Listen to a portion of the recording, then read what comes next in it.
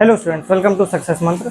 अब इस टॉपिक पे हमें लास्ट क्वेश्चन करना है यहाँ पे कि जो nth टर्म के ऊपर है। अब इसके बाद हम लोग नेक्स्ट क्लास से सीधा सम ऑफ n टर्म्स ही टॉपिक स्टार्ट करेंगे, ठीक है। तो अब हमें क्वेश्चन क्या दे रखा है, m plus 1th term of an AP is twice of n plus 1th term, यानी अब हमें nth टर्म होता है an, तो m प्लस 1th टर्म क्या हो जाएगा, am प्लस 1 किसके बराबर दिया है, twice of a n plus 1 के बराबर ये दिया है।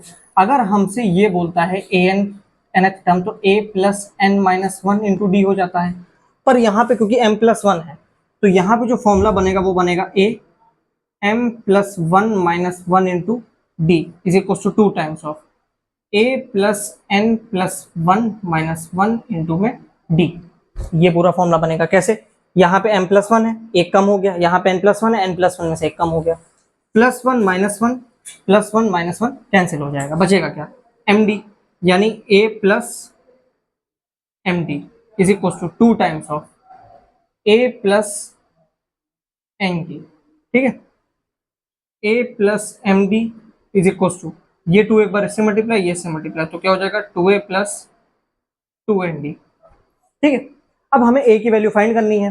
a की वैल्यू फाइंड करने के लिए हम क्या करेंगे कि इसको इधर ले जाएंगे और इसको इधर ले आएंगे, तो क्या हो जाएगा a की वैल्यू कितनी आ जाएगी, ये 2a माइनस a हो जाएगा और ये इधर आके कितना बच जाएगा md माइनस 2nd, ठीक। ये वैल्यू आ गई हमारी। अब हमको क्या फाइंड करना है कि 3m प्लस 1th टर्म की जो वैल्यू होगी वो ट्वाइस होगी m प्लस nth प्लस 1 के टर्म के बराबर।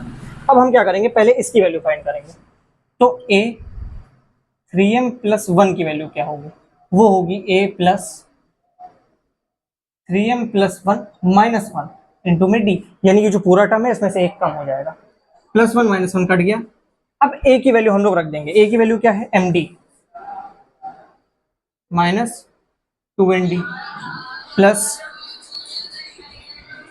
3md, ठीक है। अब md प्लस 4md कितना हो जाएगा, md plus 3md 4md minus 2nd, ठीक है। अगर इसमें से हम लोग 2 कॉमन ले लें तो क्या हो जाएगा 2md माइनस nd, ठीक है। तो ये किसकी वैल्यू है, 3m प्लस 1 की वैल्यू है, तो कितना आया 2md माइनस nd, ठीक है। nd सुनाई दे रहा ना, चलो इसका नोट कर लो फिर आगे बताएंगे।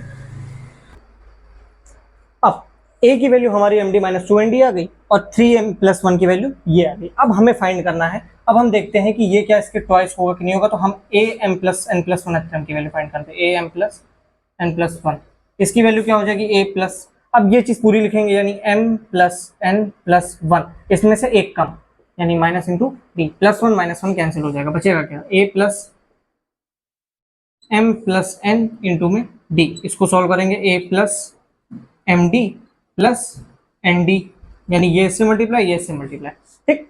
अब a की वैल्यू क्योंकि हम निकाल चुके थे पहली क्वेश्चन में md माइनस 2nd, तो उठा के रख देते हैं, तो क्या हो जाएगा md minus 2nd plus md plus nd।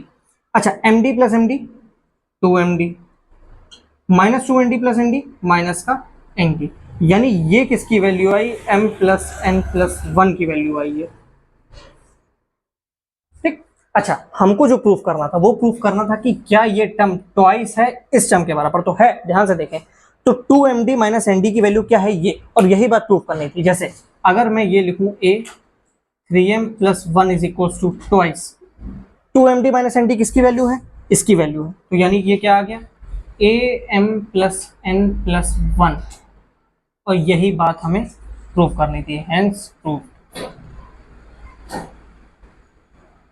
ठीक है। यानी 3m plus 1 term is twice the m plus n plus 1 term, और जो कि ये बात हो गया, ठीक है। अब नेक्स्ट क्वेश्चन हम लोग अगले क्लास से करेंगे नए टॉपिक के साथ, ठीक है। तब तक के लिए थैंक यू।